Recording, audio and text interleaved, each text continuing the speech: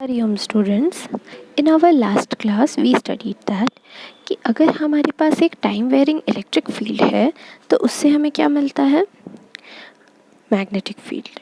और ये तो हम जानते ही हैं कि अगर टाइम वेरिंग मैग्नेटिक फील्ड होगा तो उससे क्या मिलेगा, electric field from Faraday's law. Now we also know that time varying electric field है तो मैग्नेटिक फील्ड देगा, यानी कि एक का जो कंसिक्वेंस है वो दूसरा है, दूसरे का जो कंसिक्वेंस है वो पहला है। एक से दूसरा बन रहा है, दूसरे से पहला बन रहा है, विच इज़ रिजल्टिंग, जो रिजल्ट कर रहा है किस में, इलेक्ट्रोमैग्नेटिक वेव्स के प्रोडक्शन में। यानी इलेक्ट्रोमैग्नेटिक वेव्स क्या है, it is the time varying electric field and magnetic field which is propagating in space with a speed of approx 3 into 10 to the power 8। यहाँ तक हमने पढ़ लिया था। आज हम पढ़ेंगे हिस्ट्री ऑफ इलेक्ट्रोमैग्नेटिक वेव्स से शुरू करेंगे। तो what is the history of electromagnetic wave? The first thing is Maxwell जो हैं उन्होंने सबसे फर्स्ट उन्होंने ही ये 1865 में थियोरेटिकल स्टडी किया उन्होंने, और वो बोले कि ये जो है ये जो नेचर है इसमें सिमेट्री एग्जिस्ट करता है। यानी कि सिमेट्री यानी क्या, मैग्नेटिक फील्ड से इलेक्ट्रिक फील्ड जनरेट हो रहा है, इलेक्ट्रिक फील्ड से मैग्नेटिक फील्ड जनरेट हो रहा है।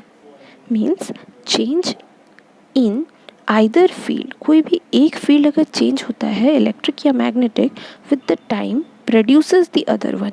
यानी अगर एक चेंज होता है तो दूसरे को वो जेनरेट करता है। बट ये बहुत ही याद रखने वाली चीज़ है, अगर इलेक्ट्रिक फील्ड स्टैटिक है यानी electric field is not varying, तो हम क्या बोल सकते हैं, उसमें कोई मैग्नेटिक फील्ड जनरेट नहीं होगा। सिमिलरली अगर मैग्नेटिक फील्ड चेंज नहीं करते हैं, ठीक है, एक मैग्नेट लेते हैं और इसे हम मूव ही नहीं कर रहे हैं, तो क्या हमारा मैग्नेटिक फ्लक्स चेंज हो रहा है? नहीं। क्या हमारे कॉइल में करंट जनरेट होगा? नहीं। तो in the same way if electric field is also static, electric field भी अगर चेंज नहीं हो रहा है तो मैग्नेटिक फील्ड जनरेट नहीं होगा। So what is necessary, it is necessary that it should be time varying, ये टाइम के साथ चेंज होना चाहिए तभी ही पॉसिबल है। आफ्टर मैक्सवेल ने ये थियोरेटिकल प्रूफ किया, बट हर्ट्स वो फर्स्ट इंसान थे, it was Hertz who demonstrated experimentally, उन्होंने एक्सपेरिमेंट किया और वो एक्सपेरिमेंट से ये साबित कर पाए, वो प्रोड्यूस कर पाए कि इलेक्ट्रोमैग्नेटिक वेव जनरेट हो सकता है, और वो डिटेक्ट भी कर पाए इलेक्ट्रोमैग्नेटिक वेव को। He did it in 1888। After that in 1895 हमारे इंडिया के एक फिजिसिस्ट थे जिनका नाम था जगदीश चंद्र बोस। वो क्या किए, वो इलेक्ट्रोमैग्नेटिक वेव को अपनी ही लेबोरेटरी में जनरेट करने की कोशिश किए और इसमें कामयाब भी हुए, बट उनका एक्सपेरिमेंट लेबोरेटरी तक ही सीमित रह गया। फाइनली 1899 मार्कोनी आए और वे ये इलेक्ट्रोमैग्नेटिक वेव को कम्युनिकेशन के तौर पे यूज़ करने में सक्षम हुए। वे क्या किए, फर्स्ट टाइम उन्होंने इलेक्ट्रोमैग्नेटिक वेव को अक्रॉस द इंग्लिश चैनल अगर आपने सुना होगा ज्योग्राफी में, तो इंग्लिश चैनल के अक्रॉस वे इसे मीन्स ट्रांसमिट कर पाए। So this was all about the history of electromagnetic wave. let us discuss more about this electromagnetic wave। चलिए इस इलेक्ट्रोमैग्नेटिक वेव को और अच्छी तरह से जानते हैं कि इसका नेचर कैसा होता है, ये प्रोपेगेट कैसा करता है, इसके इक्वेशंस कैसे लिखे जाते हैं। चलिए सारा चीज़ हम पढ़ते हैं आज इस लेसन में। नाउ सबसे पहली बात तो ये है कि जो wave in which there is sinusoidal variation, अगर आप देख रहे हो ये साइन फंक्शन से वेरी कर रहा है, इट स्टार्टिंग फ्रॉम ज़ीरो, कि अगर आप एक रेफरेंस लाइन लगाते हैं तो यहाँ से ज़ीरो से ही स्टार्ट हो रहा है, इसलिए साइनसॉइडल बोल रहे हैं। इट ऑल्सो कैन भी कॉस फंक्शन, बट सिंस हम यहाँ देख रहे हैं कि ये साइनसॉइडल तरह से वेरी कर रहा है, so I am saying that कि the waves in which there are sinusoidal variation of electric field and magnetic field vectors at right angles to each other as well as at right angle to the direction of propagation is known as electromagnetic wave। अगर आप इस figure को अच्छे से देखें तो इसमें 3 axis है, एक है x, दूसरा है y and the third one is z। हमें हमेशा ये पता है कि x और y 90 डिग्रीज़ में रहता है, y और z 90 डिग्रीज़ में रहता है, x और z आपस में ये तीनों 90 डिग्रीज़ फॉर्म करते हैं। तो अगर हमें ये काम दिया जाए कि इलेक्ट्रोमैग्नेटिक वेव्स को बनाएं, तो ये हमें ध्यान रखना है कि इलेक्ट्रोमैग्नेटिक वेव्स की इलेक्ट्रिक फील्ड कंपोनेंट्स को अगर हम x एक्सिस में ले रहे हैं या फिर इसको किस में ले रहे हैं, ये y में ले रहे हैं, ठीक है। देखिए ये y में वैरी कर रहा है, ये y के साथ ये वैरी कर रहा है, तो इलेक्ट्रिक फील्ड कंपोनेंट्स y में वैरी कर रहा है, तो magnetic field components will have to vary in the other axis that is perpendicular to y. So see here it is varying with z. देखिए यहाँ z के साथ ये वैरी कर रहा है। और जो इलेक्ट्रिक फील्ड कंपोनेंट और मैग्नेटिक फील्ड कंपोनेंट है, electric field is denoted by red lines and magnetic field is denoted by blue lines, then the direction of propagation is perpendicular to both of this, means direction of propagation कैसा होगा, x axis पे, तो ये y पे, magnetic z पे, तो propagate कहाँ हो रहा है, x पे। This is how we draw the electric field components, x axis propagation, y axis electric field, z axis magnetic field. After that let us see that we know that longitudinal wave और transversal wave होते क्या हैं। Longitudinal wave अगर आपको पता होगा, sound waves को जैसे हम लॉन्गिट्यूडनल वेव्स कहते हैं, तो वो कैसे प्रोपगेट करता है, यहाँ पे ढेर सारे पार्टिकल्स रहते हैं, वो पार्टिकल्स क्या करते हैं, एक दूसरे को हिट करते हैं, तो एक कंप्रेशन बनता है, दूसरा रेडिफ्रैक्शन बनता है, उसकी वजह से क्या होता है, फिर आगे एक और कंप्रेशन बनता है, और ऐसे कंप्रेशन जो है आगे की तरफ प्रोपगेट होता रहता है। तो अगर आप ध्यान से देखोगे तो ये मॉलिक्यूल इसे हिट करेगा, ये मॉलिक्यूल इसे हिट करेगा, ये मॉलिक्यूल इसे हिट करेगा, then all the molecules are travelling in this direction. जो पार्टिकल्स हैं, जो मॉलिक्यूल्स हैं, जो ये छोटे छोटे इन्हें कंपोनेंट्स बोल सकते हैं, ये जो कंपोनेंट्स हैं ये आगे की तरफ मूव कर रहे हैं, और साथ ही साथ वेव कैसे मूव कर रहा है, वेव भी ऐसे ऐसे ऐसे ऐसे मूव कर रहा है, यानी मोशन ऑफ वेव भी आगे की तरफ है। जब दोनों डायरेक्शन सेम होता है तो हम इसे लॉन्गिट्यूडनल वेव कहते हैं। But what is a transversal wave? Transversal wave is a wave in which suppose I have this string, okay, और इस स्ट्रिंग को मैंने प्लग किया, छोड़ दिया, तो जैसे मैं इसे प्लग करूँगी तो ये स्ट्रिंग में क्या होगा, वाइब्रेशन जनरेट होगा। मैं यानी ये स्ट्रिंग था, ये स्ट्रिंग के इस पार्ट ऊपर की तरफ जाएगा, ये स्ट्रिंग के ये पार्ट ऊपर की तरफ, ऊपर, then again this like this, again it will go down like this, again it will go up and go down. So particles are moving like this, up and down, okay, up and down, but so particle motion is upward and downward. But if you see the direction of wave, how the wave is propagating, आप अगर देख रहे हो तो ये wave यहाँ पहुँच गया, ये वेव यहाँ पहुँच गया, ये वेव यहाँ पहुँच गया, तो वेव का मोशन तो ऐसा है। So the particle of motion and the wave motion are at right angle to each other, both are perpendicular to each other.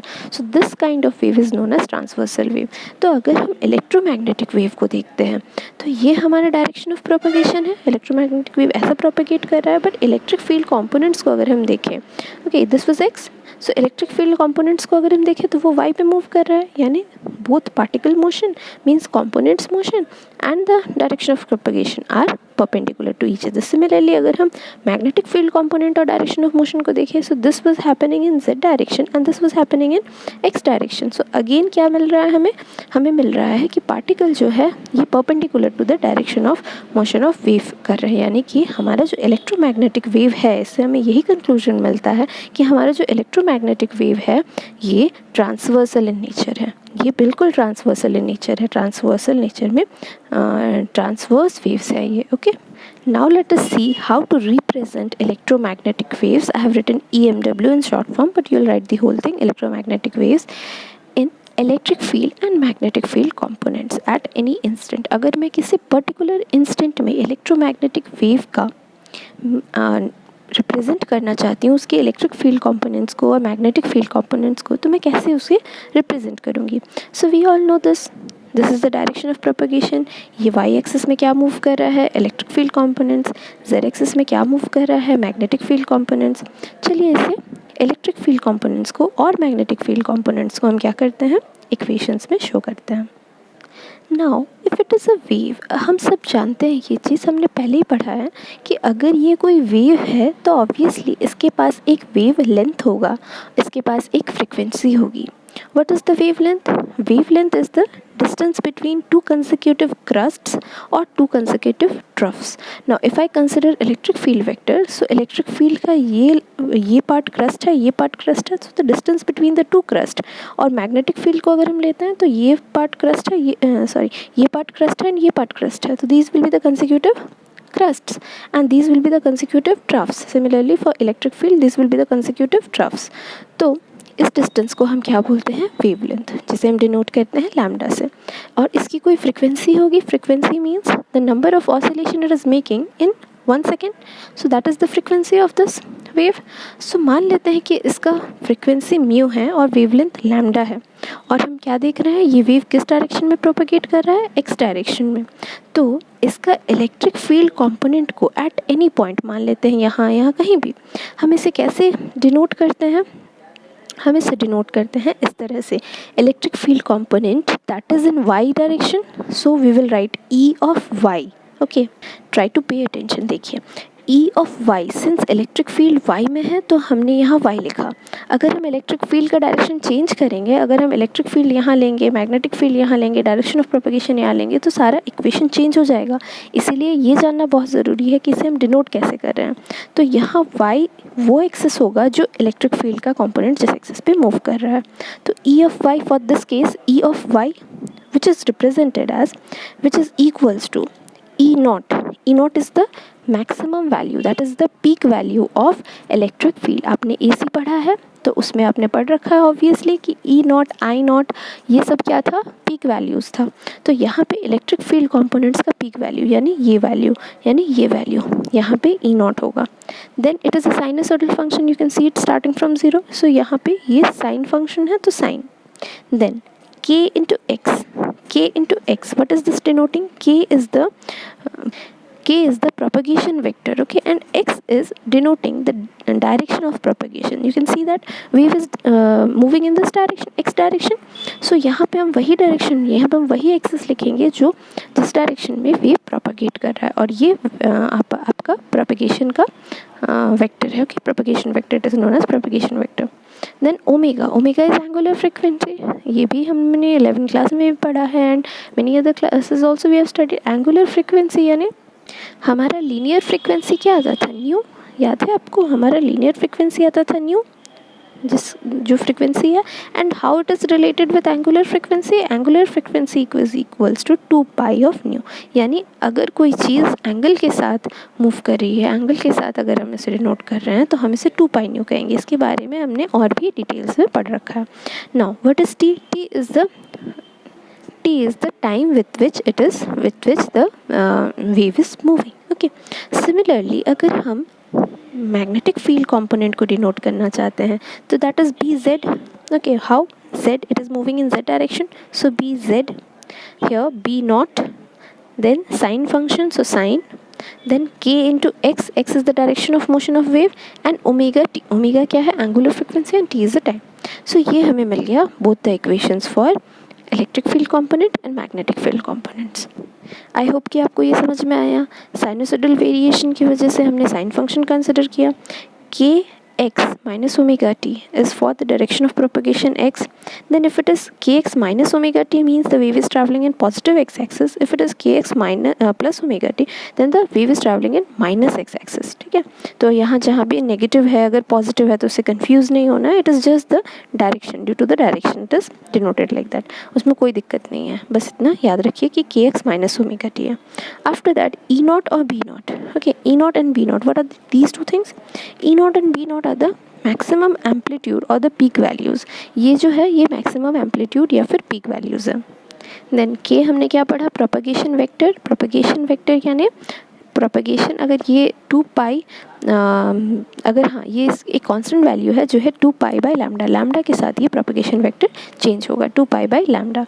Then omega is the angular frequency which is omega is equals 2 pi nu. Here nu is what, frequency, that is 1 upon time period, so हम इसे 2 pi by T भी लिखते हैं, that is time period. Then एक बहुत ही चीज़ याद रखने वाली मिल गई हमें कि E naught by B naught, ये जो पीक वैल्यूज़ हमें मिले थे उन्हें अगर हम डिवाइड करेंगे E naught by B naught तो हमें C मिलेगा, that is the velocity of light, okay, with which the electromagnetic wave usually travels in free space. अगर फ्री स्पेस है तो ई नॉट बाई बी नॉट करने से हमें वेलोसिटी मिल जाता है इलेक्ट्रोमैग्नेटिक वेव का, जिसका कि वैल्यू कांस्टेंट है 3 × 10⁸। Will use this in numerical, just see it है, ठीक है। उसके बाद क्या है, what is the speed of electromagnetic waves? See, derivation is skipped from your syllabus, so it is not that required. So I'm just discussing what is the value because it may be used during your exam your questions. Okay, now अगर कोई space है जिसमें क्या है, free space है, और उसमें अगर हम इलेक्ट्रोमैग्नेटिक वेव का स्पीड निकालना चाहते हैं, एक फार्मूला तो ये हमें मिल गया, दूसरा फार्मूला है 1/√μ0 और अगर ये इसमें ये क्या है, μ0 परमिएबिलिटी इन फ्री स्पेस और ε0 परमिटिविटी इन फ्री स्पेस। अगर ये इलेक्ट्रोमैग्नेटिक वेव किसी मीडियम में है, then what will be the speed? It will be 1/√μ and epsilon. Mu जहाँ पे होगा permeability in the medium, epsilon होगा permeability in the free space. In the not free space, permeability in permittivity in the medium. Both will be in the medium here, and here both will be in free space. Let us see one question. Suppose कि ये है, ठीक है, ये electric field है। देखिए electric field कहाँ vary कर रहा है, x के साथ, ठीक है। मैग्नेटिक फील्ड है, मैग्नेटिक फील्ड कहाँ वैरी कर रहा है, मान लेते हैं y के साथ। एंड वेव जो है वो कहाँ प्रोपोगेट कर रहा है, वेव मान लेते हैं z डायरेक्शन में, no sorry, this is varying with z axis. And wave कहाँ प्रोपोगेट कर रहा है, वेव मान लेते हैं प्रोपोगेट कर रहा है y डायरेक्शन में, यहाँ ऐसे आगे बढ़ रहा है। ये y डायरेक्शन, z डायरेक्शन में मैग्नेटिक फील्ड कंपोनेंट वेरी कर रहा है और x में e वेरी कर रहा है, and y is the direction of propagation of wave. Now we have to represent the electric field component and the magnetic field component. Very easily we can do this. Ex, okay, because electric field is in x direction, that is E naught sine function sine k. What is the direction of propagation, y, so ky minus omega t. Similarly for z, b is varying in z direction, so bz is equals to b naught sine, here what will be the direction of propagation, y again, so ky minus omega t. So in this way we can do. Let us do more questions.